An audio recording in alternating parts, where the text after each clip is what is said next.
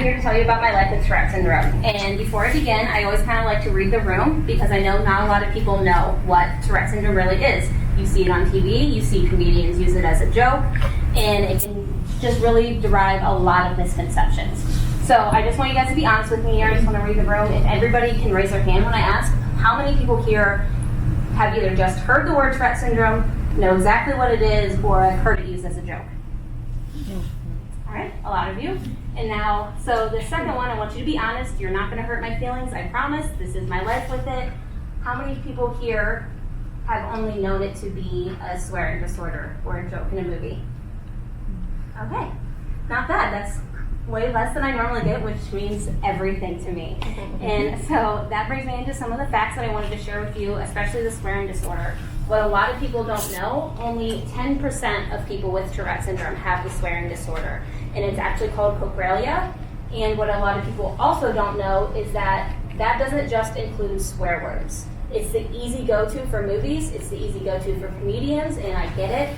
I can't be offended by every single joke that's made about Tourette syndrome. My life would be absolutely miserable, and I know everything's made fun of. But what that does is just, it drives that stigma, and it doesn't make people take us seriously, and they don't realize that there's so much more that comes with Tourette syndrome. And a very big thing I want to point out today is that there is no cure for Tourette syndrome, nor is there a medication specifically for Tourette's. They are medications for other things that could possibly help tics. They're just known to lessen the tics that come on. I was only on medication for a brief time in my life. I have had a mild case my whole life, but in high school and all throughout college, as I'm sure you guys are aware, college is a very, very stressful time, probably more so than it was for you guys than it was for me. But my senior year of high school, there was a lot going on. It was my senior year. It was my last year of dance. I was dancing since I was 3, and dance was my only safe place where I didn't tic.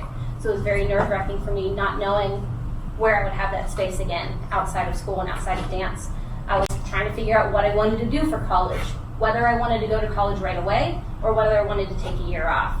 So I was very emotional, and my Tourette's were going haywire.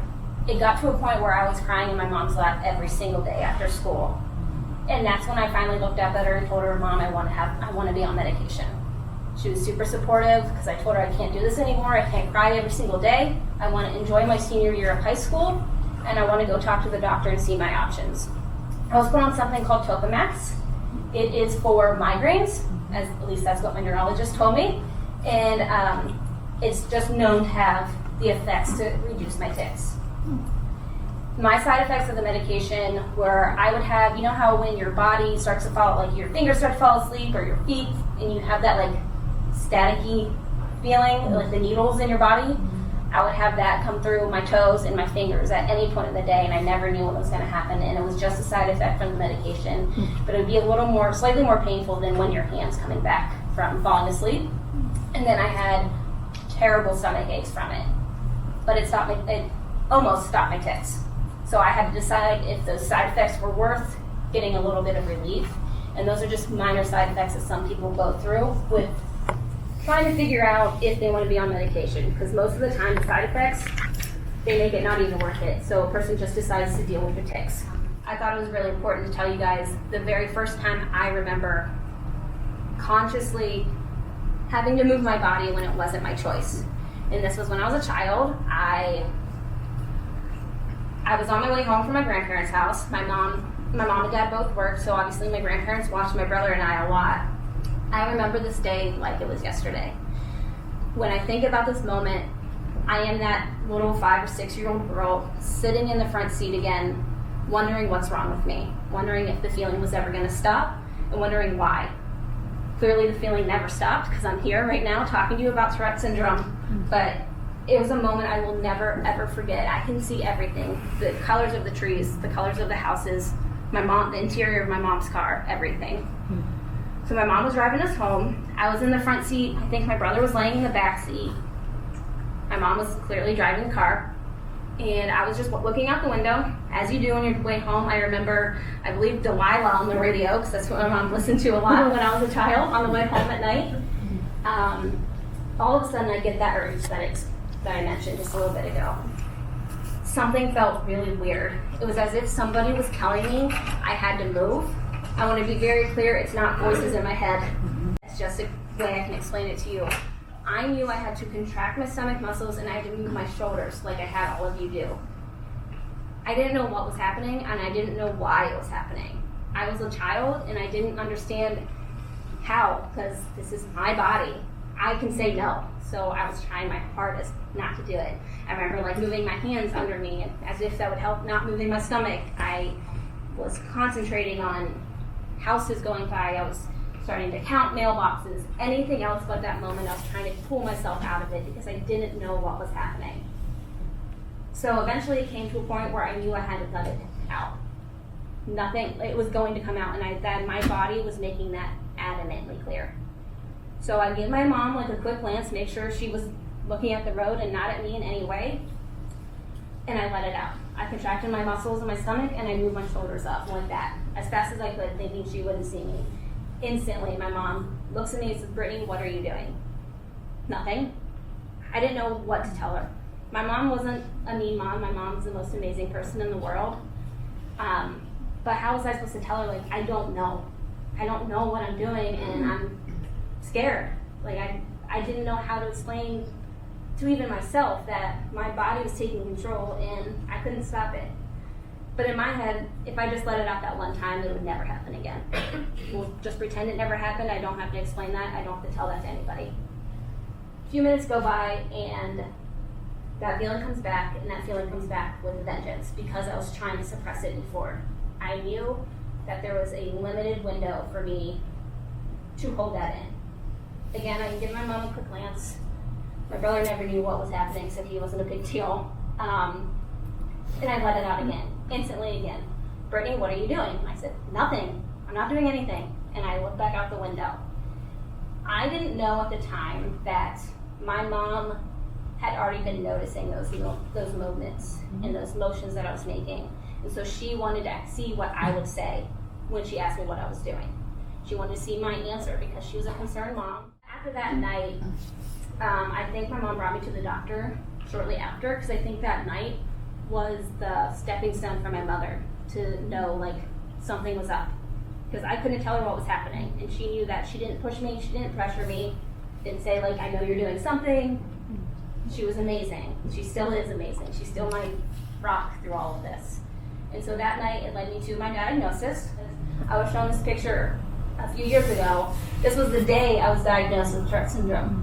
My mom went to my aunt's house because she wanted to see her sister, and so that's my little cousin.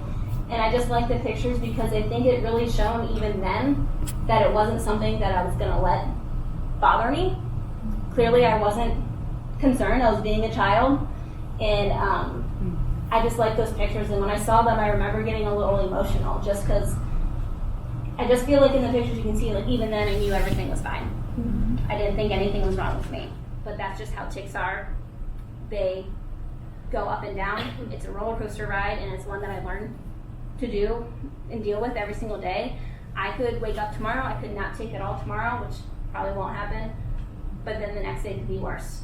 I could go this whole week, we're having minor movements. Next week I could take every minute of every day. So I had to learn about everything on my own, and so did my mom. So what my mom did when I was younger, I remember this very specifically, she would watch shows and specials about Tourette Syndrome, but I wasn't allowed to watch them with her. She didn't want me to because they would talk about everything that I couldn't do. They would talk about how I would probably have trouble in school, how I probably wouldn't graduate college, and all these other things. And now, mind you, I'm a person, if you tell me I can't do something, I'm going to show you that I can.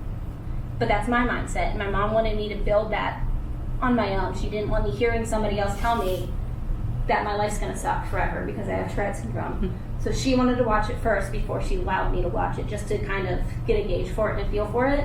And I thank her. I don't think she realized how much that helped me, because I think that's what gave me this attitude about it today.